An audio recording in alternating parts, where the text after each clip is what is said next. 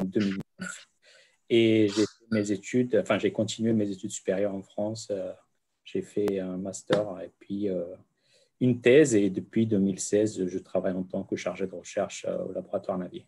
Euh, On va venir plus tard sur les questions si on a. L'année d'arrivée de ton arrivée en France, je crois qu'on l'a. 2009, fin 2009. Je suis arrivé fin 2009 en France. D'accord. Et tu peux nous dire, c'était dans quel cadre ton arrivée en France? C'était qui t'a accompagné? C'était quel programme?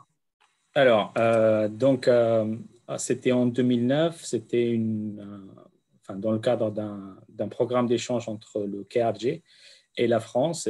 Et donc, c'était supervisé par le consulat général de France à Erbil. Le consul lui-même, hein, docteur Frédéric Tissot, que je sais et que je le remercie. D'accord. Le consul à l'époque était… Donc, on était un groupe de 78 personnes, divisé en 3 petits groupes. Hein. Il y avait un groupe qui est allé à Vichy, un groupe à Rouen et un groupe à Grenoble. Donc, moi, j'étais parmi ceux qui sont allés à Grenoble. Et donc, c'est là-bas, enfin, j'ai appris la langue avec 25 autres camarades. Hein, et on est allé à ce qu'on appelle le centre CUEF, le centre universitaire d'études françaises. Donc, on suivait des cours intensifs jusqu'à l'année scolaire 2010-2011, là où j'ai commencé mon master. Et donc, je suis venu à Paris. D'accord. Pour que je comprenne bien, ton arrivée n'était pas accompagné par Campus France à l'époque. Non, c'était la première fois où on met en place ce genre de programme d'échange. Donc, c'était supervisé par le consulat général de France à Erbil. Et donc, on était géré par Crous à l'époque. Donc, après quelques années, j'ai appris que le dossier a été transféré à Campus France. Et moi-même, j'ai pu bénéficier, durant la dernière année de ma thèse, je pense, d'une partie de bourse de Campus France. Donc, j'ai eu aussi des échanges avec eux. Voilà, mais nous, on était à l'époque, on était géré par Cruz. Cruz et Kounouz. Hein. Et puis, voilà, donc c'était comme ça. D'accord, donc juste simplement peut-être pour résumer un petit peu, c'est du consulat de France, du consulat général de France à Erbil que vous êtes venu en France. Oui. Voilà, il me semble que c'était dans le sillage des accords qui étaient signés entre le gouvernement du Kurdistan et la France. C'est ça. C'était le premier échange d'un nombre de personnes assez important. Hein. C'est un grand pas qu'on a mis et je pense que c'était une très bonne chose. Hein. D'accord. Simplement. J'espère que ce genre de programme continue. J'en profite simplement pour saluer le docteur Frédéric Tissot, qui était consul général à l'époque en France. Et je sais qu'il a l'habitude de suivre nos lives et s'il nous entend, on le salue et on sait le travail qu'il a fait pour pousser dans ce sens. Donc, il a mis beaucoup d'énergie. Hein, moi, je me souviens et ça lui tenait à cœur de faire ce programme. Et c'était une réussite, finalement. C'était une très bonne réussite. Hein. Je pense qu'on a pu former une bonne partie des étudiants. Et puis, une bonne partie qui sont retournés, une petite partie qui sont restés ou ils sont allés ailleurs. Mais c'était une bonne réussite, je pense. Ouais. D'accord. Toi-même, tu as décidé de rester en France. En proportion, combien se retournaient au Kurdistan et On devait avoir une étudiante qui devait intervenir ce soir en direct du Kurdistan. Ça ne s'est pas fait pour des questions, on va dire, logistiques. Juste peut-être dans ton sillage à l'époque, il y avait combien d'étudiants qui sont repartis au Kurdistan? Tu as une idée de ça ou… Après avoir fini les études, hein. Je pense que la majorité, moi je dis 90% des étudiants sont retournés. Hein. Peut-être que 10% des gens qui ne sont pas retournés dans le groupe, enfin dans les 78 personnes avec qui je suis venu. Oui. Et donc, ils sont tous, ils ont des positions là-bas. Il y en a qui sont des bonnes positions, d'autres qui travaillent normalement, mais ceux qui sont rentrés, ils ont réussi aussi là-bas à continuer leur vie normalement, quoi. Bon, tu n'es pas à plaindre en France, ça se passe bien pour toi. Ah, non, non, ça se passe super bien. Bon, c'est parfait. Je te remercie en tout cas pour ta présentation. Je vais passer du côté de chez Campus France et peut-être chez Raphaël et Serena. Pouvez-vous vous présenter vous-même vos positions et puis le rôle de Campus dans l'accueil des étudiants, comment ça se passe peut-être? Très bien. Donc je vais commencer. Donc je suis Raphaël Allier, responsable adjointe du service Afrique du Nord Moyen-Orient. Donc tous les pays du Moyen-Orient sont couverts par notre service, ainsi que les pays du Maghreb. Et depuis à peu près 2012, nous gérons des étudiants kurdes d'Irak. En particulier, Serena les suit de très près. Nous avons une activité de mobilité, de gestion des étudiants qui sont bénéficiaires d'une bourse. Nous les suivons dans leur apprentissage dans leur apprentissage du français dans différents centres de langue, et ensuite nous les suivons dans leur cursus académique. Donc en particulier, Serena les suit attentivement, et nous les aidons également dans leur démarche administrative lorsqu'ils arrivent en France. On sait que la partie administrative n'est pas la plus facile, et nous essayons de les aider dans leur démarche. Et donc Serena les connaît très bien et en étroit contact avec eux. Depuis à peu près 8 ans, on a pu accueillir une centaine d'étudiants kurdes avec lesquels on tisse, en particulier Serena tisse des liens étroits, et qui sont généralement de très bons étudiants, qui sont très impliqués et qui justifient d'un niveau de français très satisfaisant au terme de leur année d'apprentissage en France. Ça, c'est un point à souligner, et nous constatons donc l'excellent niveau de français de monsieur de Rawaz. Voilà, je vais laisser Serena compléter cette présentation, et en tout cas on est ravis et on remercie Rewan de nous avoir conviés à ce webinaire. Voilà, on est ravis d'y participer. On sera ravis de répondre à vos questions dans un deuxième temps. Donc oui, je suis Serena Aline, je suis donc la référente du service Afrique du Nord Moyen-Orient.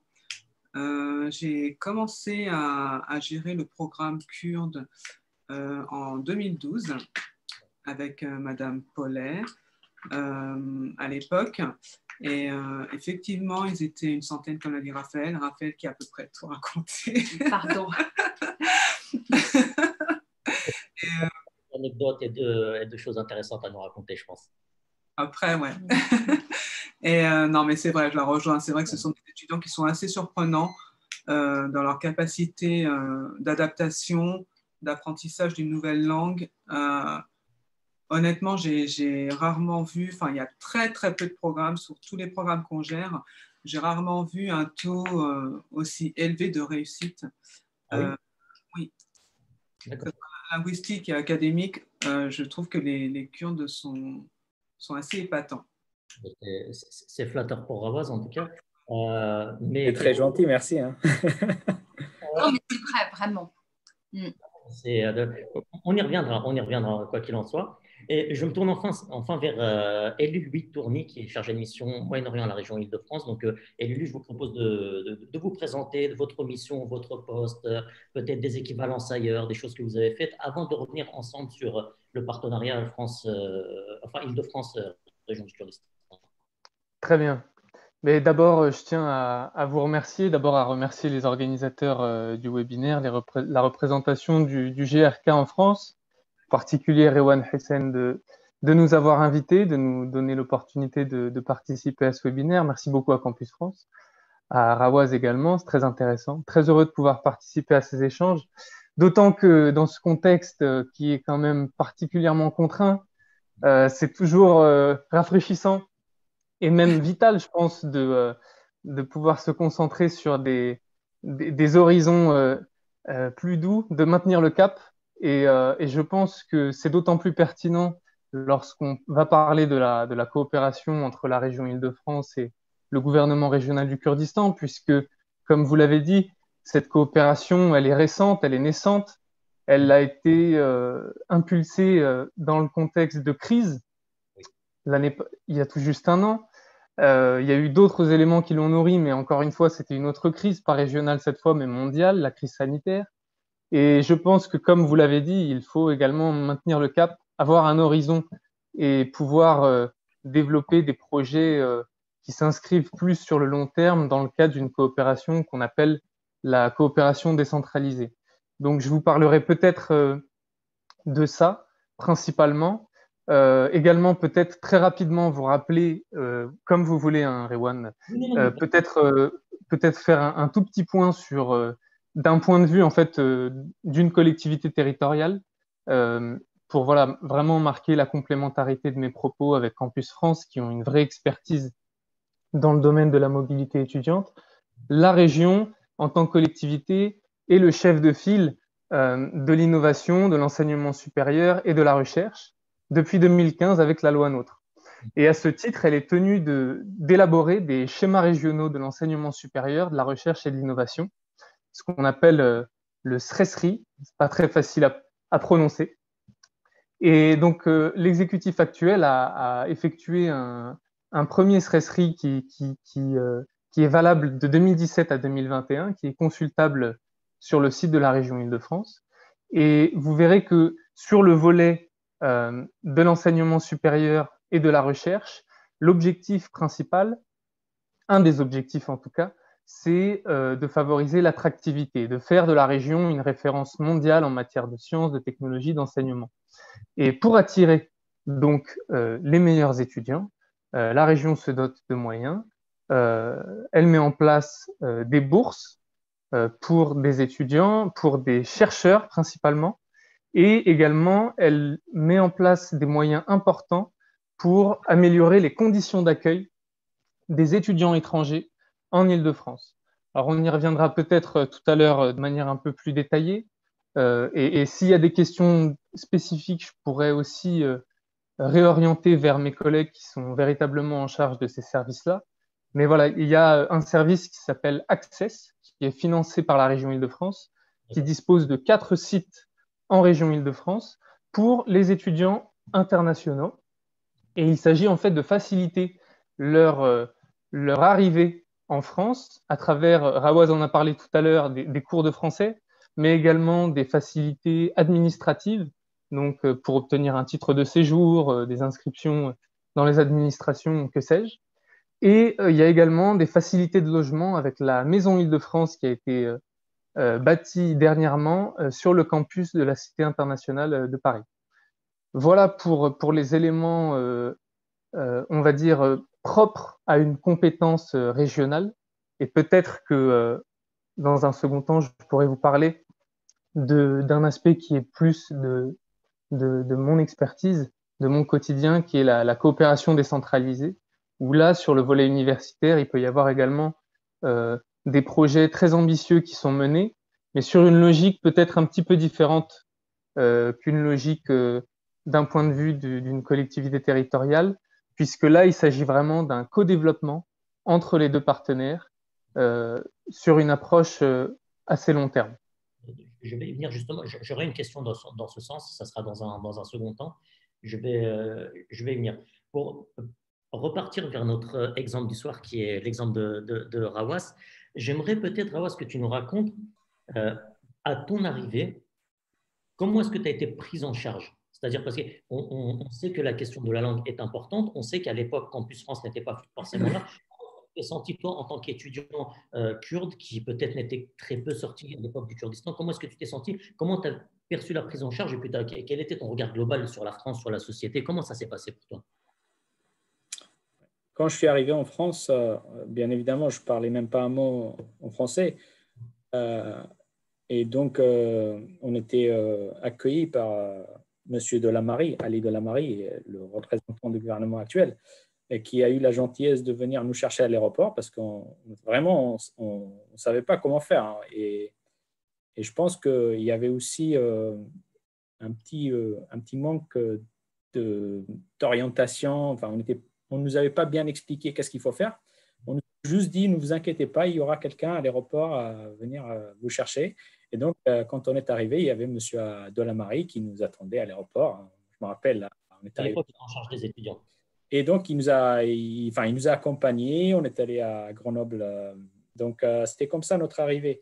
Et, et puisque on ne parlait pas la langue, on ne connaissait pas la culture française et tout ça, donc on avait un petit choc culturel qui nous a posé quand même quelques petits soucis, mais on s'est vite adapté avec cette nouvelle culture parce que on avait envie d'apprendre. On était là pour quelque chose. Donc, on voulait à tout prix finaliser, arriver à l'objectif qu'on avait mis au départ.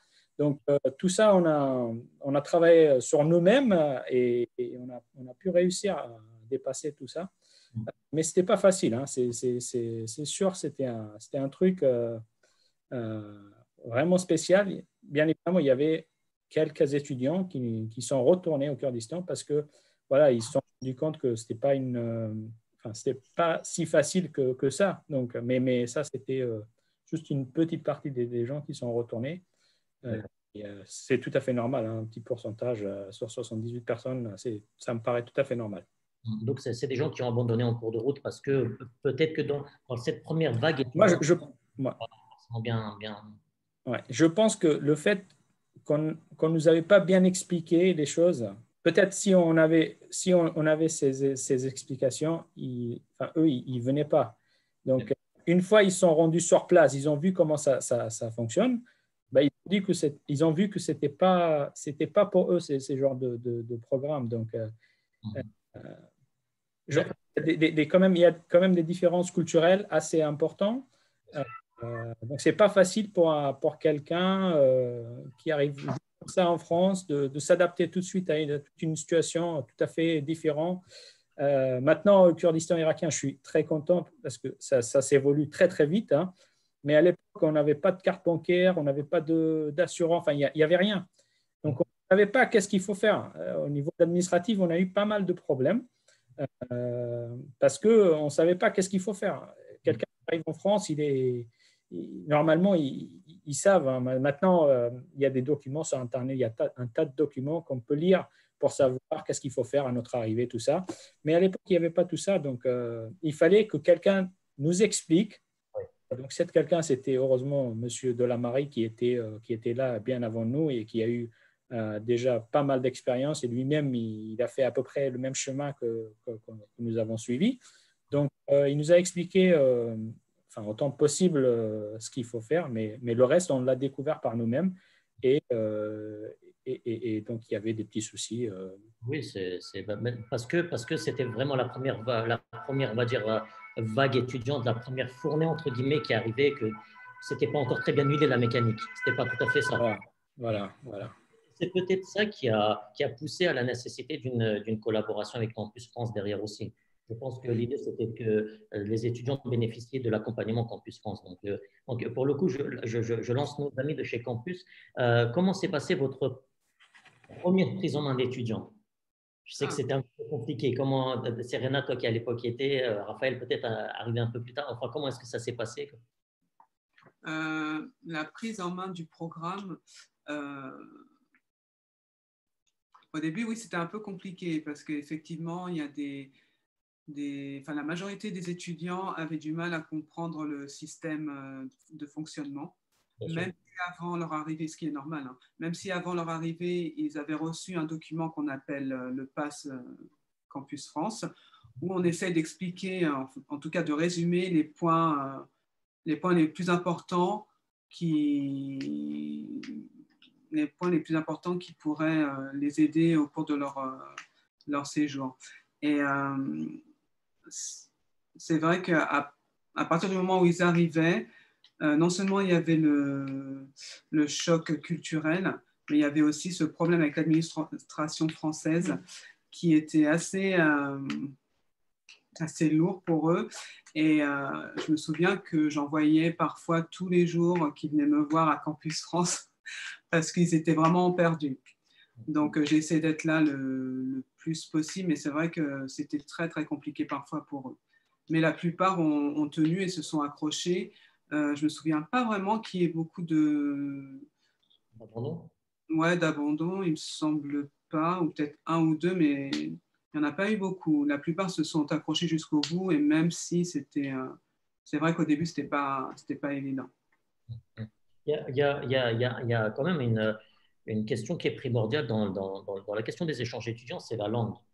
La langue, finalement, c'est la base sur laquelle on s'appuie pour communiquer, pour se construire son identité, se construire en tant que personne dans un nouveau pays dans lequel on s'installe. Peut-être, là, ce serait une question que je poserais à vous trois. Rawas, toi, en tant qu'étudiant et en vécu cette situation, vous, en tant qu'accompagnement, et Lily, peut-être en tant que futur partenaire ou qui pourra développer des projets, quelle serait, selon vous, selon chacun de vous, peut-être la meilleure manière d'amener ces étudiants à assimiler la langue française dans les meilleures conditions?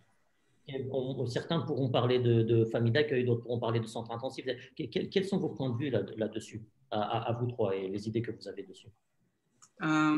Moi, je pense en fait que la meilleure solution serait qu'ils puissent suivre des cours avant leur arrivée en France, pour avoir un minimum, je ne sais pas, au minimum un niveau A1, on va dire. Ils arrivent qu'ils aient... Est-ce que c'était le cas avant ou... Non. Non, la plupart, c'était vraiment débutants.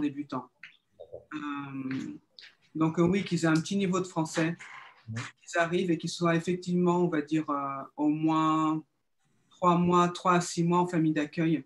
Et là, vraiment, je pense que ce serait vraiment la meilleure formule pour qu'ils puissent non seulement assimiler la langue française rapidement et se sentir eux aussi mieux, je pense, s'adapter peut-être plus rapidement aussi, être entouré de Français.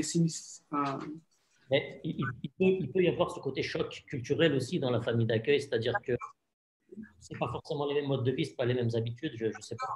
Au moins, ils sont entourés. Enfin, voilà. Je veux dire, ils ont quelqu'un en face, ils peuvent communiquer, même si ce n'est pas... Bon. Pour le coup, si on pose la question à Rawas, si toi, on t'avait mis dans une famille d'accueil quand tu étais arrivé en France, est-ce que tu pensais que ça aurait favorisé ton intégration enfin, en France ou... Bon, moi, personnellement, je suis d'avis de suivre des cours intensifs. D'accord. En suivant les cours intensifs, on apprend quand même pas mal de choses, à la fois sur la France et en ce qui concerne la langue française. Donc, je pense que c'est une manière un peu plus progressive de s'intégrer. Je pense que si on nous met directement dans une famille d'accueil, je pense qu'il y aura le choc, ça va être un peu plus marquant. Donc, personnellement, je pense comme ça. Après, je peux peut-être je me trompe, hein, mais du coup, pour moi, ce qui est important, c'est la durée des cours intensifs. Personnellement, j'ai suivi que 7 mois de cours intensifs. Et dans les 7 mois, il y avait plein de jours où je devais courir derrière les papiers pour régler des problèmes administratifs, tout ça. Donc, pour ma part, je juge la durée sur laquelle j'ai suivi les cours intensifs n'était pas suffisant. Donc, je pense que ça serait très intéressant de donner des cours au moins pendant un an et demi aux étudiants qui arrivent en France. Surtout que nous sommes, si vous voulez, un pays anglophone. On n'a pas la France, enfin le français, personne n'en parle au Kurdistan, donc c'est un peu difficile pour un Kurde d'apprendre une langue. C'est pas une langue qui est proche de notre langue qu'on peut facilement apprendre. C'est une belle langue, mais ça reste quand même un peu difficile d'apprendre la langue française. Donc, je pense que la durée des cours intensifs est très importante. Il faut au moins un an de cours intensifs, voire un an et demi ou 2 ans, si vous voulez que quelqu'un parle bien. Et nous, à l'époque, on avait cette petite période de cours intensifs. On a quand même réussi parce qu'on savait qu'on n'avait pas le choix. C'était ça l'objectif. Nous, on savait qu'il y avait avec nous, il y avait des étudiants qui étaient là depuis 6 mois. Ils étaient encore au niveau AA, tout ça, parce qu'ils prenaient leur temps. Oui. On savait qu'on n'avait pas tout ça, cette privilégié de prendre notre temps, tout ça. Donc, on était courait derrière les cours, tout ça. Donc, on était obligé d'apprendre. Donc, mais je pense qu'une durée d'une année complète de cours intensifs, ça me paraît, au minimum, ça me paraît nécessaire pour n'importe quel étudiant kurde qui vient en France. Du coup, je me permets de rebondir sur ce que tu dis. Une année minimum d'une année entière en L'année langue. scolaire. Voilà, ça serait donc une année avant l'université. Et là, je me tourne peut-être vers Elie Tourny. Est-ce qu'il existe des structures de langue et des structures qui soient gérées par la région Île-de-France réservées à des étudiants étrangers? Est-ce que ce genre de choses sont mises en place ou pas encore, ou des équivalents peut-être? Vous voulez dire des structures en Île-de-France qui permettent d'accueillir des étrangers pour des cours de français? Qui dépendent de la région, oui, qui dépendent de la région. Il n'y a pas ce genre de… À ma connaissance, non, mais je ne suis pas expert en la question. La région fait beaucoup de choses. Je ne crois pas qu'il y ait vraiment des enseignements dispensés toute l'année de manière intensive sur des langues. Je sais qu'il y a une action assez importante sur les langues de la région Île-de-France, peut-être plus destinée au public résident en Île-de-France, notamment les jeunes. Alors là, c'est un peu l'inverse, c'est-à-dire ce ne serait pas des cours de français, mais plutôt des cours d'anglais. Euh, donc, à ma connaissance, non, je ne crois pas. Par contre, je rejoins tout à fait ce qui vient d'être dit d'abord par Serena sur le fait que un voyage en France, une mobilité, ça se prépare. Et je pense que l'Institut français d'Irak dispose de nombreux instituts, dont un très beau à Erbil, qui dispense des cours de français qui sont peut-être une très bonne base pour ensuite venir en France. Et effectivement, une fois en France, je pense, moi c'est mon avis personnel, mais je pense que rien ne vaut l'immersion pour véritablement s'approprier la langue française. Alors, quand on dit immersion, effectivement, le risque, c'est qu'il y ait un choc un petit peu trop grand. Rawaz en parlait très justement. Et c'est là où peut-être il y a un équilibre à trouver entre immersion et aussi garder un lien avec ses pairs, avec d'autres étudiants, qu'ils soient kurdes ou d'autres nationalités en mobilité en France. Et je voulais simplement rajouter que parmi les services proposés par le programme Access, il y a tout un programme de mise en réseau de différents étudiants internationaux et d'animation justement de ce réseau-là pour que les étudiants, même si ils sont là pour apprendre le français, comprendre le français et également étudier en France, puissent également voilà, se retrouver avec leurs pairs pour échanger, partager sur les problèmes auxquels ils peuvent faire face. se sentir isolé peut-être. Tout à fait. D'accord, bien sûr, bien sûr. Je me tourne vers Raphaël. Vous qui avez vu arriver un certain nombre d'étudiants kurdes en France, comment est-ce que vous les avez dispatchés en matière de langue, en matière d'apprentissage de la langue? Est-ce que vous avez la main là-dessus ou bien c'était pas votre métier, c'était pas votre domaine? Alors, au fil du temps, on a acquis une petite expertise qui peut évoluer avec les années parce qu'en fonction des centres, il peut y avoir des différences. On travaille très bien avec tous les centres de langue, notamment universitaires. Vous avez parlé du QF, on travaille avec eux, mais on travaille avec d'autres centres également. Et c'est vrai que voilà, notamment l'Institut kurde de Paris a des préconisations, mais on peut les orienter aussi vers d'autres centres. Et on parlait des cours de langue qui étaient dispensés en Île-de-France, les universités en général. Donc, je pense à la Sorbonne, je pense à Paris 7 qui vient de changer de nom, ont des cours de langue dans les universités, et ce tout au long de l'année. Ça peut commencer en septembre pour se terminer en août, donc ça fait quasiment une année complète, et c'est vrai, Rewaz a parlé de cours intensifs. En tout cas, nous, on pense qu'un minimum de 20 heures par semaine est souhaitable. Voilà, et c'est vrai que enfin voilà, il y a des préconisations de votre part, de la part du GRK aussi, mais nous, enfin voilà, on peut vous recommander, mais on n'a pas de préférence pour des centres de langue. On s'intéresse aussi au coût, hein, parce que ça, c'est aussi un aspect important. Et vraiment, on insiste beaucoup aussi, nous, sur la famille d'accueil. On a parlé de l'immersion, de l'acculturation, mais la famille d'accueil, pour nous, c'est un point très important. qui participent à l'apprentissage de l'étudiant et à son épanouissement. Mais après, je peux comprendre que selon l'âge de l'étudiant, oui. Qu'on sente mal à l'aise d'être dans une famille d'accueil. Et voilà. Donc ça, je peux l'entendre. Mais c'est vrai que les cours plus la famille d'accueil, pour moi, c'est la formule idéale. Et un petit niveau de français avant de venir.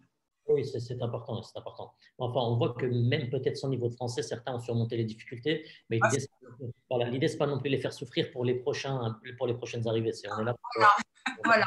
Tout à fait. La famille d'accueil, voilà, c'est une recommandation, mais ça n'est pas une obligation et on peut absolument comprendre que ça soit un choix aussi lorsque l'étudiant, comme le disait Serena, a un niveau master à 23-24 ans, peut-être qu'il souhaite habiter dans un logement privé et ça peut tout à fait se justifier. Et Louis parlait des contacts avec d'autres étudiants internationaux et ça, c'est très important, notamment avec le dispositif Access qui est très efficace et bien connu. Pour le coup, peut-être avant de rebondir parce que vous m'avez lancé sur ma deuxième phase de question, après le logement, parce qu'au-delà de la langue, le logement est très important pour un étudiant. Et peut-être qu'avec Serena, on verra qu'il y a eu des problèmes. Voilà, ça peut créer un certain nombre de frustrations aussi. Avant d'aborder ce sujet-là, peut-être pour dire au niveau de Campus France, qu'est-ce que vous faites pour les accompagner dans l'administratif? Quelles sont les tâches, dans quel type de tâches vous les accompagnez, ces étudiants, quand ils arrivent? Alors, ça dépend. On les accompagne on les pour tout ce qui est carte de séjour. Voilà, démarches administratives lors de l'arrivée en France, ouverture du compte bancaire. Ça dépend. Ça, c'est à leur demande. Vraiment, s'ils ont besoin d'aide, on peut les aider là-dessus. On les aide aussi au niveau de tout ce qui est assurance médicale. Donc, ils sont couverts par Campus France. Parce que ça peut être un casse-tête. Ça peut être un casse-tête, ce système de mutuelle, l'assurance, c'est un peu compliqué. Ils sont couverts par Campus France durant 4 mois. D'accord, très bien. Le temps de leur laisser le temps d'effectuer leur démarche auprès de la sécurité sociale. Après c'est assez varié parce que certains étudiants se débrouillent, sont assez autonomes et se débrouillent assez rapidement seuls. Et il y en a d'autres qui ont besoin de plus de soutien et ça peut être des choses aussi inattendues que, je ne sais pas, ils veulent participer à un spectacle ou il y a plein de choses, ou le placement à l'université.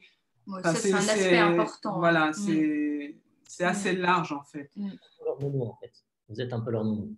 Et si je comprends bien, c'est… de temps en temps, oui, ça peut aller jusque-là. Peut aller jusque-là. Mais c'est vrai que de façon générale, mais peut-être Serena corrigera, les étudiants kurdes d'Irak sont quand même assez débrouillards. Enfin, ils ne sont pas trop… on ne va pas les comparer à d'autres nationalités, on veut pas, mais voilà, en tout cas, ils sont assez débrouillards et assez volontaires quand même. C'est quand même une constante qu'on peut remarquer et relever. Et résilient. Ouais. Donc voilà. Mais allez. Peut-être, du coup, pour partir sur ma deuxième question qui est importante, la question du logement. Avant d'interroger Louis là-dessus et ce qui peut être fait au niveau de la région Île-de-France, je vais me tourner d'abord vers Rawas pour dire, pour toi, comment est-ce que ça s'est passé quand tu es arrivé en France, la question du logement? Alors, donc, quand on est arrivé, on nous avait mis on nous avait donné des studios, une petite chambre, on va dire, pas un studio, de 9 mètres carrés.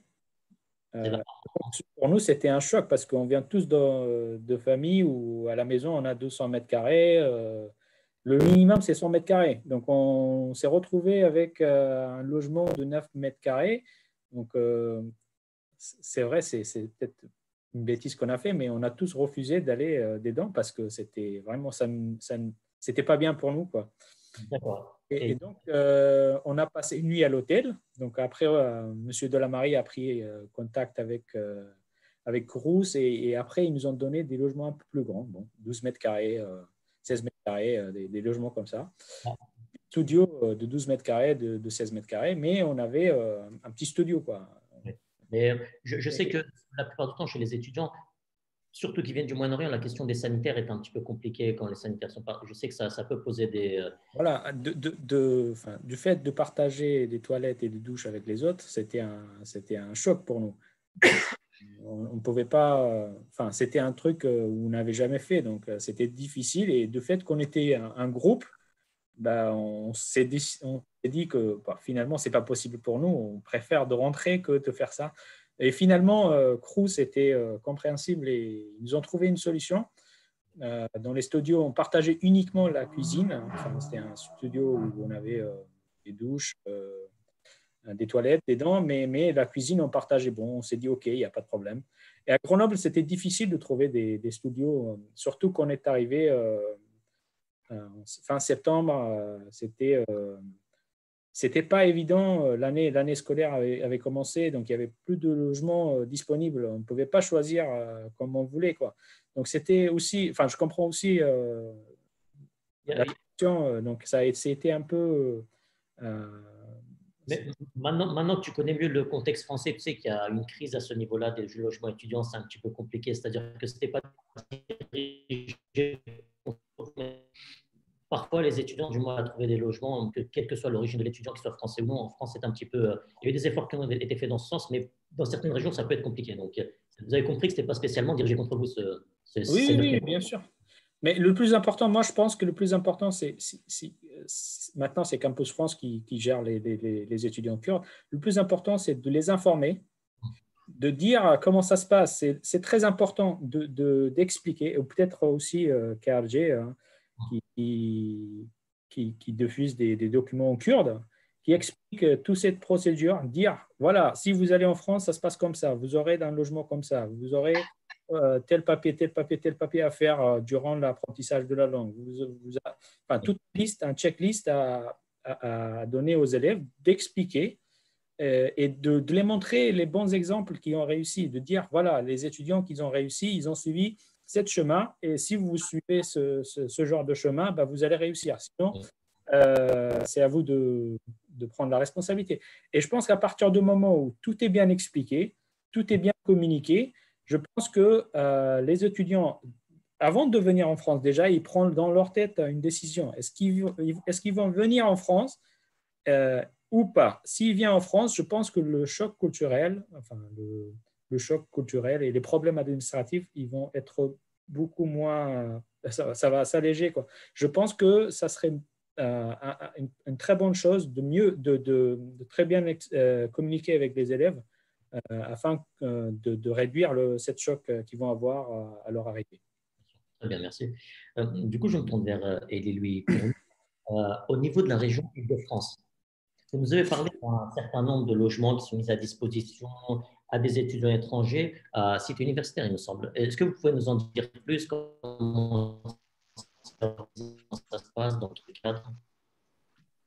Oui, alors c'est pas des logements de 100 mètres carrés malheureusement, mais c'est quand même un bâtiment assez important. C'est un bâtiment de 5205 mètres carrés.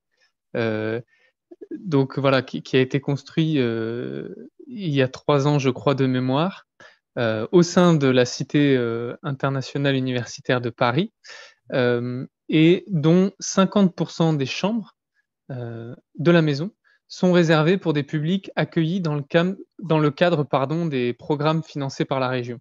Donc, c'était les programmes que j'ai évoqués tout à l'heure, qui visent principalement, effectivement, les doctorants ou post-doctorants. Ensuite, vous avez d'autres dispositifs qui sont là pour l'accueil au niveau de l'habitat.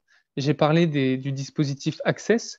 En fait, Access est mis en œuvre par des opérateurs partenaires, dont l'un d'eux est Science Accueil. Et Science Accueil a un des domaines d'action qui est l'habitat, avec plus de 2500 personnes accompagnées et un réseau de 500 propriétaires qui adhèrent chaque année à leur programme. Et donc là, il y a des mises en relation entre propriétaires et étudiants pour trouver des logements adaptés. C'est la région qui se porte garant, parce que souvent, je sais que pour réserver un logement, il faut un garant. Dans ces cas-là, est-ce que c'est la région qui se porte garant? Comment est-ce que ça fonctionne? Alors, pour la question de la maison de la région Île-de-France, au sein de la CIUIP, tout est pris en charge, donc il n'y a pas de problème de garant puisque c'est vraiment un logement géré à travers la région Île-de-France. Pour ce qui est de Sciences Accueil, je ne saurais pas répondre à cette question. Peut-être que Campus France connaît ça mieux que moi. Je sais pas. Alors, pour Sciences Accueil, on n'a pas la réponse immédiatement à votre question. Campus France peut se porter garant par visa. En fait, Campus France a un service hébergement et c'est ce service-là qui gère tout ce qui a trait à l'hébergement. Au niveau des garants, pour tous les étudiants qui vont au Crous et qui ont moins de 28 ans, on leur demande de faire un Visal. Donc ça, c'est en ligne. Et sans le Visal, ils n'auront pas accès à leur hébergement. Autrement, tout ce qui est Sciences Accueil, on n'a aucun contact avec eux. Non, on ne connaît pas du tout, on ne fonctionne pas du tout comme ça. C'est vraiment, Campus France, c'est vraiment un fonctionnement à part avec le Crous et d'autres prestataires privés, mais Sciences Accueil, non, pas pour le moment. Mais c'est pas mal, c'est une bonne idée. Oui, effectivement. Vous disiez, Élie Louis, que ça concernait surtout des doctorants et des post-doctorants, c'est ça? Tout à fait, oui. D'accord. Oui, effectivement, en fait, les programmes comment dire, de bourse à la mobilité pour des mobilités entrantes visent principalement les doctorants et post-doctorants. Alors, il y a différents programmes qui peuvent être détaillés. Il y en a un qui s'appelle donc Paris Region PhD, qui est ouvert à toutes les disciplines, hein, mais avec une spécificité où il doit y avoir une composante sur le numérique. Il y a un programme qui s'appelle Paris Region Fellowship et un autre qui est dans le cadre aussi des domaines d'intérêt majeurs de la région Île-de-France. Et ça, c'est en fait 13 domaines d'intérêt majeurs sur la recherche qui sont identifiés par la région Île-de-France, donc en fonction de ses priorités en termes de développement économique ou en termes de problématiques sociales, environnementales qu'elle souhaite adresser. Elle définit des domaines d'intérêt majeurs. Et ensuite, dans le cadre de ces domaines d'intérêt majeurs, il peut y avoir des bourses de mobilité pour des chercheurs notamment, qui viendraient en Île-de-France pour justement contribuer à ces efforts de recherche-là, qui sont encore une fois très ciblés dans 13 domaines spécifiques. Voilà. Alors moi, je voulais juste rajouter, merci beaucoup pour cette précision. J'avais quelque chose à rajouter qui peut aussi intéresser les étudiants. Sur le site de Campus France, nous avons un moteur de recherche sur les bourses que les régions, donc les collectivités locales, donc en l'occurrence le Conseil régional d'Île-de-France, ça peut être également des entreprises, cela peut être donc des ambassades aussi, donc Erbil, enfin voilà, le consulat général de France à Erbil peut être concerné, des bourses que nous pouvons, que les étudiants peuvent avoir. Donc, par exemple, les bourses que vous avez citées, Élie Louis, peuvent être répertoriées sur le site. Donc, c'est le moteur de recherche qui s'appelle Campus Bourse.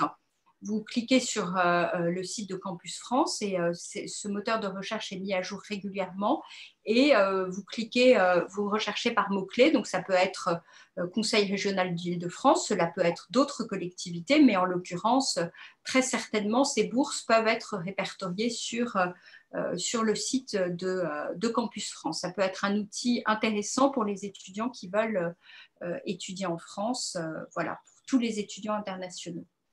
Effectivement. C'est intéressant. Pour rebondir sur le sujet des vers Rawaz, est-ce que ça s'est passé pour toi? Je suppose que tu avais une préférence.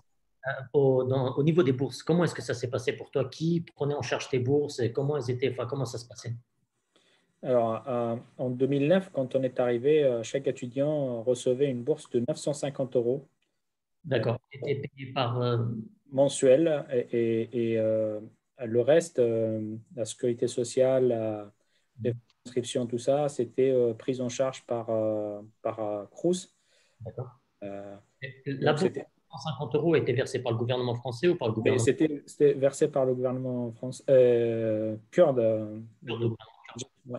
Ouais, ouais, C'était d'accord. un contrat que je pense que l'argent a été donné à l'avance. Oui. Tous les frais nous Ouais. concernant Ouais. été viré vers la France et puis enfin, particulièrement à Cruz. C'est Et ça. Non, pour que, donné, voilà. non, non, c'est juste pour qu'on comprenne bien, parce que c'est vrai qu'on peut penser que les bourses peuvent être d'origine diverse, mais là, dans le cas des étudiants kurdes, et vous me dites si je me trompe, mais théoriquement, je ne me trompe pas, les bourses étaient versées par le gouvernement du Kurdistan, elles étaient données à Campus France, ensuite Campus France les dispatchait, si je ne me trompe pas. Tout à fait. Et c'est la raison pour laquelle je suis resté en France, parce que, enfin, me concernant, il y avait une partie d'argent qui a été donnée pour l'apprentissage de la langue. Ensuite, 2 années de bourse pour faire un master. Or, D'accord. j'ai fini mon master en une année et donc il y avait une année qui a été payée et que je voulais en profiter. Donc, j'ai continué mes études. J'ai commencé une thèse D'accord. et j'ai fini comme ça. Donc, c'était une des raisons pour laquelle je suis resté en France. Et puis, après la thèse, voilà, j'ai eu l'opportunité de rester. Donc, j'ai profité de cette opportunité pour rester. Bien sûr. Du coup, à ce niveau-là, est-ce que ça n'a pas été compliqué pour toi de convertir ton titre de séjour étudiant en titre de séjour travailleur? Est-ce qu'il y avait des complications? Enfin, comment ça s'est passé? Parce que ça peut poser problème aussi. Alors, je pense personnellement, je ne suis pas très sûr de cette information, mais après, une fois on finit les études, on a, je pense, une durée de 6 mois pour trouver un boulot. Et si on trouve un boulot, bah, ça nous permet de changer notre titre de séjour. Sinon, bah, il faut quitter la France. Je ne suis pas sûr de la durée, hein. Peut-être vous pouvez me... Ça a changé, c'est 12 mois maintenant. Vous avez 12 mois. C'est 12 mois. Bon, à mon époque, c'était 6 mois. Donc, je connaissais des camarades qui étaient stressés à trouver de boulot. Bon, ouais. Donc, donc maintenant, c'est 12 mois. Donc, durant ces 12 mois, il faut trouver de boulot. Et si on a une promesse d'embauche ou un boulot trouvé, ben, on peut facilement changer notre titre de séjour étudiant vers travailleur ou chercheur. Enfin, maintenant, il y en a plusieurs types de titres de séjour. Moi, j'ai profité de ça. Ben, après la thèse, j'ai eu un contrat avec l'école qui m'a permis de changer mon titre de séjour étudiant vers scientifique. D'accord. Ah d'accord, c'est un titre scientifique. Mais je sais que pour beaucoup de gens, c'est un problème parce que si pendant cette durée de maintenant 12 mois, s'ils ne trouvent pas de boulot, eh ben, il faut quitter la France. Et nous, personnellement, on avait un contrat et donc la plupart, ils sont rentrés parce qu'on était obligés. Il fallait qu'on rentre parce qu'on avait mis des garants, Des garanties. des obligations voilà, de rentrer. Donc, pour nous, en tant qu'étudiants kurdes, ça ne nous posait pas de problème de rentrer. Peut-être pour un autre étudiant qui aimerait rester en France, bah, ça peut poser problème. Bien sûr, bien sûr, bien sûr. Juste, je reviens vers Campus France, parce qu'on parle beaucoup des étudiants, mais combien il y a eu d'étudiants kurdes qui sont arrivés sur ces dernières années et qui ont été gérés par Campus France? Est-ce que vous avez des datas à nous donner, des chiffres,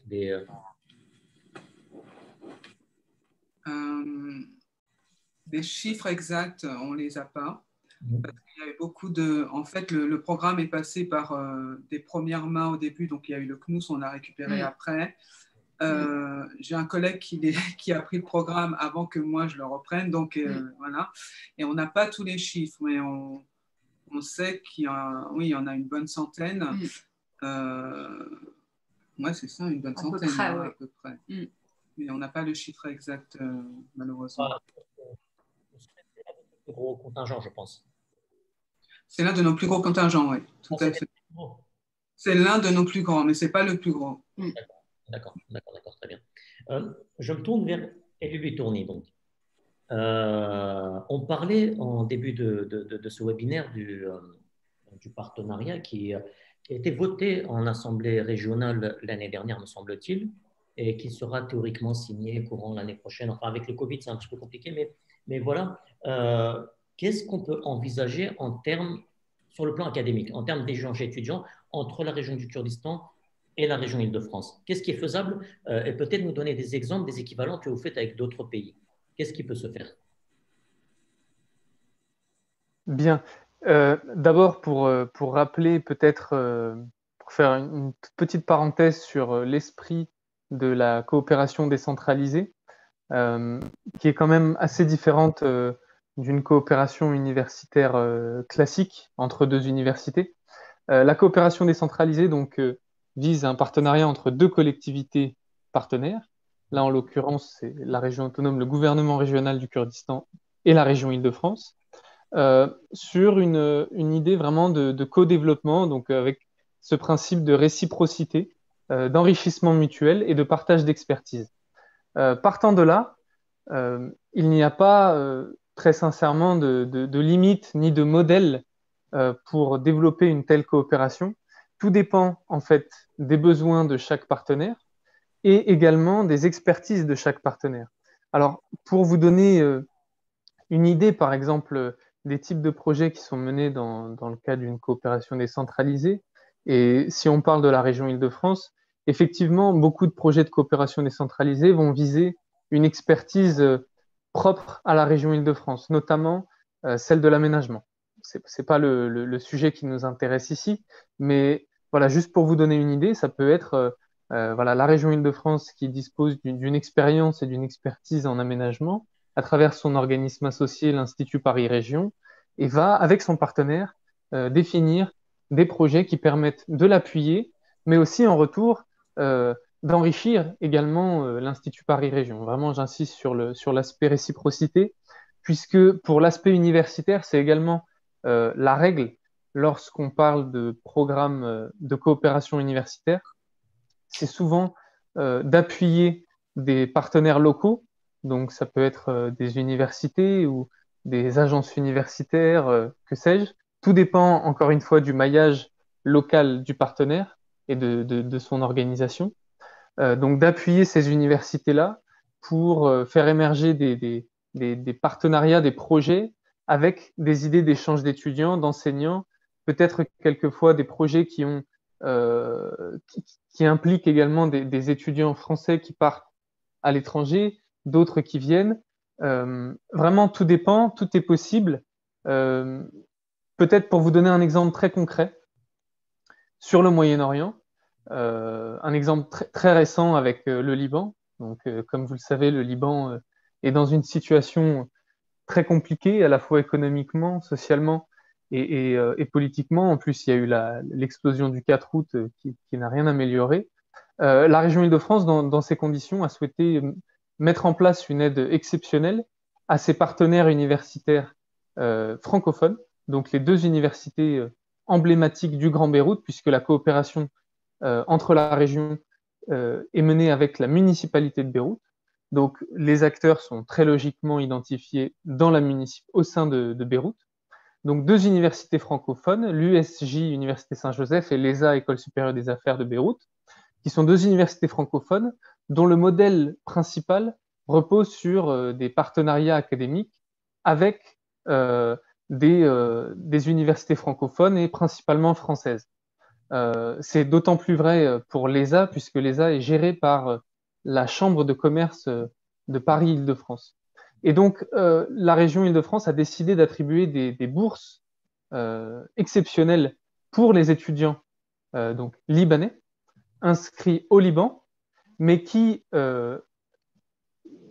dans pratiquement tous les cas, vont réaliser un échange universitaire en Europe et très probablement en France, étant donné la proximité de ces universités avec les universités françaises. Les échanges se font en France et ensuite l'étudiant retourne au Liban pour contribuer au développement de son pays. Ça, c'est un exemple de partenariat. Alors, c'est une mesure d'urgence qui a pour objectif de permettre à des étudiants en grande difficulté d'effectuer leur rentrée académique de 2020. Mais enfin, ça peut également être des projets plus structurants sur, par exemple, des domaines bien particuliers Je sais que la région du Kurdistan a un réel enjeu sur les questions d'agriculture, qu'elle dispose d'instituts particulièrement renommés dans ce domaine-là. Donc ça peut aussi voilà, être sur des thématiques spécifiques avec de l'expertise spécifique qui arriverait dans un domaine universitaire.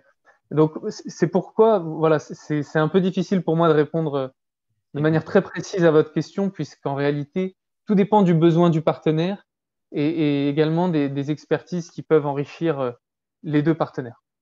Bien sûr. Alors, je lance une idée un petit peu comme ça, une idée en l'air. On pourrait éventuellement imaginer la création d'un centre de formation ou de perfectionnement au métier de l'humanitaire. Par exemple, la région du Kurdistan accueille actuellement 1,1 million de réfugiés et de déplacés internes au Kurdistan. Je sais que les gens sur place ont acquis une certaine expérience et un certain savoir-faire en matière d'accueil de ces réfugiés. On pourrait éventuellement penser à la création d'une telle école, un peu comme il en existe en France aussi, mais en partenariat avec la région Île-de-France. Tout est faisable en réalité si on s'accorde pour le faire.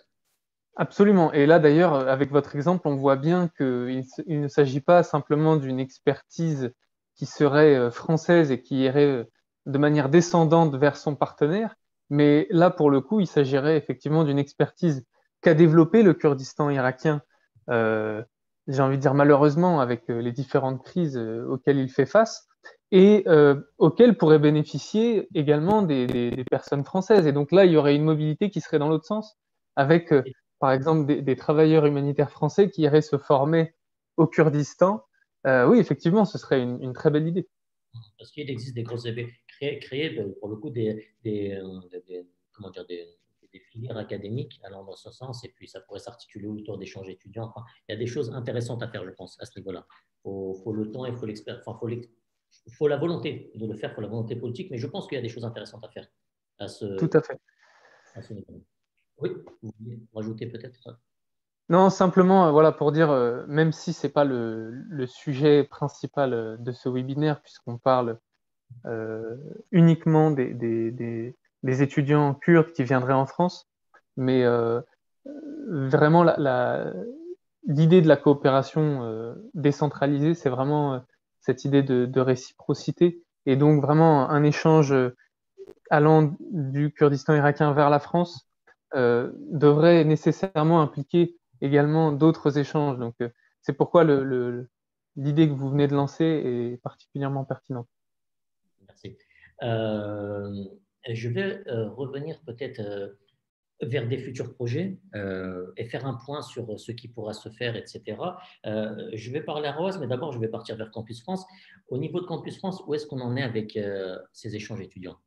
Je sais qu'ils sont arrêtés, ils ont été arrêtés à cause d'un certain nombre de la situation sur place au Kurdistan, il y a eu une crise économique, il y a eu pas mal de choses, de facteurs qui ont fait que ça s'est arrêté, et puis le Covid. Donc, vous pouvez nous dire un petit peu où est-ce qu'on en est? Alors, il y a eu plusieurs tentatives de relance du programme. Donc, on était tous enjoués et tous très heureux de retravailler avec vous et d'accueillir tous ces étudiants. Et malheureusement, comme vous avez dit, il y a eu plusieurs choses qui ont fait que on n'a pas pu les mettre en place comme on aurait voulu. Mais pour nous, en fait, on a toujours espoir de pouvoir redémarrer une nouvelle aventure avec vous, accueillir de nouveaux étudiants et voir comment, justement, cette fois-ci, l'accueil, tout ça, leur évolution pédagogique serait différente de ceux qui sont arrivés en 2012 ou 2009. Et je pense que ça serait intéressant de voir leur évolution. Je pense que ça sera vraiment différent. Je pense que, ouais. C'est un peu l'idée aussi de ce webinaire. Oui, effectivement, on travaille très bien, comme on a eu l'occasion de vous le dire, avec le Kurdistan d'Irak et notamment le bureau Campus France à Erbil, par l'intermédiaire de l'attachée de coopération qui est maintenant COCAC, conseillère de coopération et d'action culturelle Salwa Nakouzi, qu'on salue au passage. Et donc, voilà, qui en tout cas est vraiment le fer de lance de la coopération entre la France et le Kurdistan d'Irak. En tout cas, enfin, voilà, on travaille vraiment très bien avec elle. Et nous, on serait ravis de continuer ces échanges. Et je pense que ça n'est que temporairement, enfin voilà,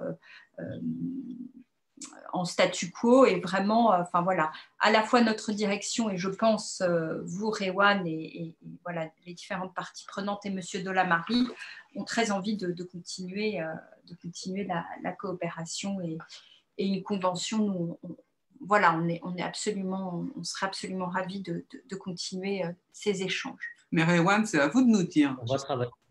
Il va se passer. C'est vous, en fait, qui pourrez nous dire vraiment. Si je organise ce webinaire, c'est comme je voulais dire, c'est pour pas que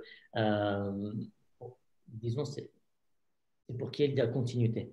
Ouais. Vous savez qu'il y a eu des blocages, il y a eu des points de blocage qui étaient dus vraiment à des facteurs externes, hein, c'est-à-dire il y a eu la guerre contre l'État islamique, il y a eu une crise financière énorme qui a impacté la région du Kurdistan, une crise migratoire, une crise, la guerre tout simplement, etc. Donc ça a complètement tout bloqué. Derrière, on a fait des tentatives ensemble, on a essayé de relancer les choses et puis il y a eu le Covid. Donc voilà. Mais nous, sachez que, vous le savez, au bureau, on travaille en ce sens, on pousse pour que ça reprenne. Ce sont des projets à long terme, ce sont des projets qui durent 3, 4, 5 ans, je ne sais pas. Donc il faut du temps, il faut un peu de. Mais en tout cas, l'intention y est, la volonté y est, quoi qu'il en soit, et vous le savez. Encore une fois, nous, on se tient vraiment à votre disposition, et même à niveau, enfin voilà, la direction de Campus France, la directrice générale, et voilà, nous, on se tient vraiment à votre disposition pour avancer sur ces projets communs. J'en profite pour. Alors, j'ai Rawas sous la main, et puis tu es venu en France, tu es aujourd'hui chargé de recherche à l'école Pont-Paris-Tech, etc. Quand est-ce que tu nous fais un partenariat?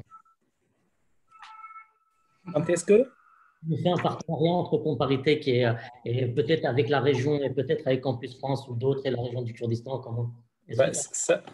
À vrai dire, ça, j'y pense depuis longtemps, et j'en ai même parlé avec les collègues de l'université de Koya plusieurs fois. C'est vrai, c'est une chose que je me dois, enfin, je pense que je suis obligé de le faire, parce que maintenant que je profite et que j'ai cette privilégié de profiter, bah, pourquoi pas. J'essaie de mettre ça en place, mais pour l'instant, il faut que je trouve C'est dans les cartons. La bonne manière. Et maintenant, j'ai entendu tout ça, je pense que ça me motive encore à le concrétiser, et de pouvoir faire un truc, une partenariat entre université et école des ponts, ou bien même Paris 6, parce que j'ai fait aussi à Paris 6. On en a déjà parlé plusieurs fois avec les collègues d'ici, les collègues de là-bas. Il faut y aller. Mais... Je rebondis là-dessus. Est-ce que, je me tourne vers Elie-Louis, est-ce que ça pourrait s'articuler dans un projet de coopération entre les deux régions, apporter une école, enfin, faire un partenariat dans le cadre du partenariat région-région? Est-ce que ce sont des choses que vous avez vues, que vous avez fait? Est-ce que ce sont des choses qui se font? Alors déjà, de manière générale, nous avons un rôle également à jouer de facilitateur entre différentes universités qui souhaiteraient pouvoir travailler ensemble. Ça peut être une facilitation toute simple, hein, une mise en relation, voilà, un apport quelconque. Donc, sur le principe, bien évidemment, l'idée, c'est de faciliter tout échange, tout partenariat qui pourrait être mis en place entre, par exemple, une université francilienne et une université kurde. Ensuite, lorsqu'on parle vraiment dans le cadre d'un accord, bien sûr, c'est impossible pour moi de vous répondre en l'état, mais en tout cas, ce que je peux vous dire, c'est que rien n'est impossible dans le cadre d'un tel accord. Ce sont des choses qui ont déjà été faites avec d'autres pays, ce sont sur lesquelles vous avez peut-être travaillé avec le Liban, ou enfin, pas du tout. Oui, tout à fait. Alors, il y a pas mal d'exemples qui existent, notamment sur le Moyen-Orient, avec une université francilienne qui va mener un projet avec une université partenaire à l'étranger. Je pense principalement au Liban, puisque c'est quand même une coopération assez ancienne, et le volet universitaire est assez important. Je parlais tout à l'heure de l'ESA. Il y a par exemple une école de codage qui a pu être créée en partenariat avec une école francilienne, donc gérée par la Chambre de commerce de Paris, ITESIA. Donc ça, typiquement, voilà, c'était un projet pour pouvoir contribuer au développement économique du Liban dans un contexte où il y avait toute une dynamique entrepreneuriale numérique qui était portée par la Banque du Liban.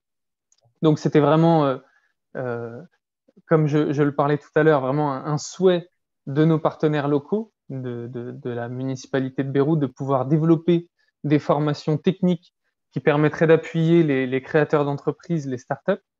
Et dans ce cadre-là, l'université, donc l'École supérieure des affaires, a souhaité porter ce projet et l'école partenaire, donc francilienne, a apporté également une expertise, un réseau, un savoir-faire pour permettre le lancement de cette école.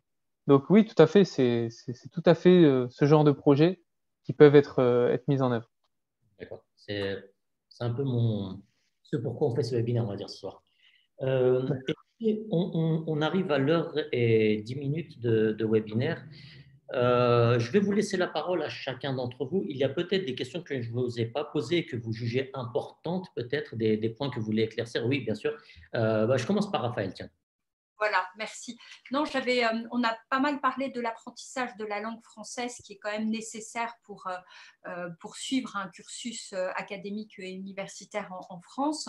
Mais il faut aussi signaler, mais je pense que vous le savez, mais les étudiants, peut-être, c'est bien de le rappeler, qu'on peut suivre des cours en anglais aussi en France. Il y a beaucoup de programmes enseignés en anglais, notamment des masters, qui sont essentiellement des masters qui sont enseignés en anglais. On en a plus de 1600 qui sont enseignés en anglais, donc le coût varie d'un master à l'autre, mais ça peut être aussi un point d'entrée pour aller étudier en France, sachant que l'apprentissage du français est quand même très important.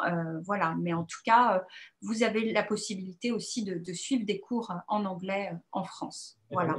Je ne savais pas que c'était aussi répandu, 1600 masters en anglais. Ouais, à peu près, oui, tout à fait. Voilà. Dans l'ensemble des universités françaises, et vous avez là encore un moteur de recherche sur Campus France qui vous permet de visualiser les programmes qui sont enseignés en anglais. Là encore, le coût varie suivant les établissements. Voilà, c'était juste le petit point que je voulais rajouter. Peut-être que Serena veut rajouter quelque chose. Oui, Allô? Pour poser. Vous m'entendez? Oui, voilà, je vous entends. On vous entend. Je me permets de couper Serena, c'était simplement, je me suis rendu compte qu'on a beaucoup parlé de Campus France, mais on n'a pas dit ce qu'était en réalité Campus France. Non, et ça, c'est complètement de notre faute, enfin de ma faute. Voilà, en fait, Campus France, on est un opérateur, une agence, on est l'agence de promotion de l'enseignement supérieur français à l'étranger, et on est un opérateur du ministère des Affaires étrangères, de l'Europe et des Affaires étrangères, et du ministère de l'enseignement supérieur, de la recherche et de l'innovation. Voilà, donc on est ce qu'on appelle en langage technique un EPIC, un établissement public industriel et commercial. Voilà. Et on gère à la fois la mobilité, donc les étudiants qui vont étudier en France et les bourses, mais également on fait la promotion à travers des espaces qui sont hébergés dans les ambassades, notamment donc l'espace d'Erbil, l'espace Campus France.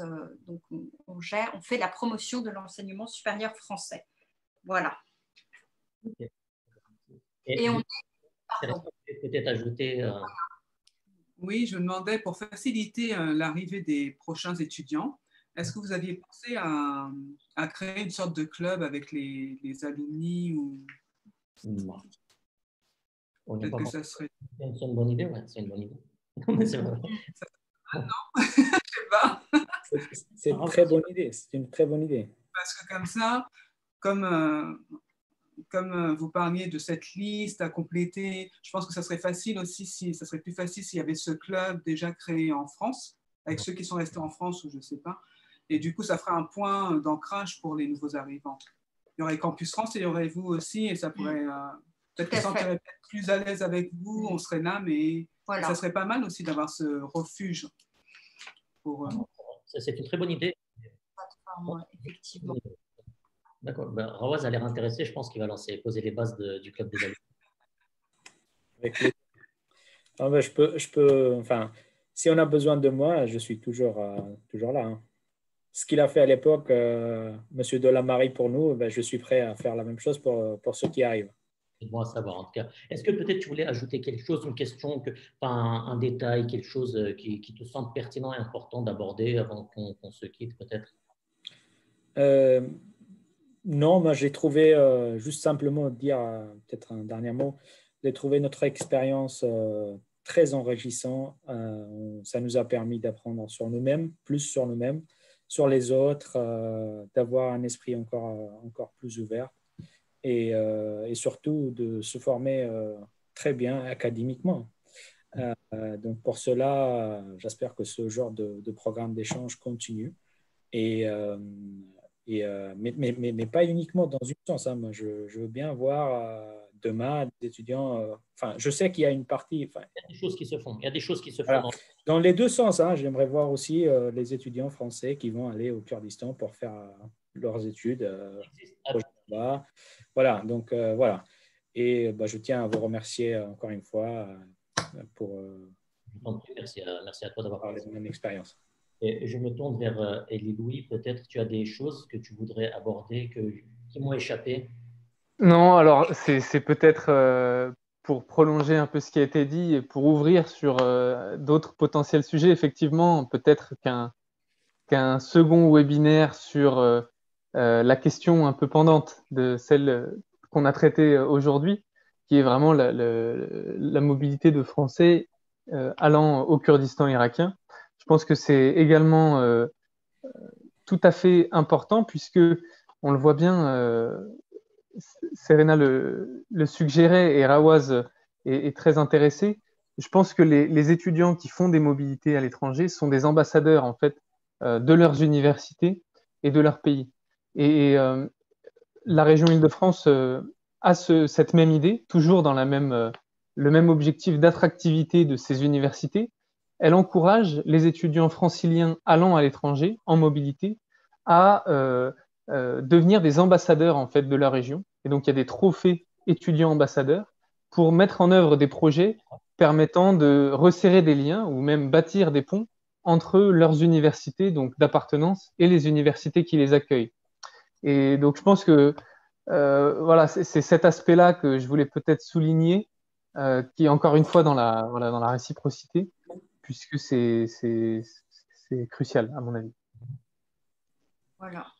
Oui.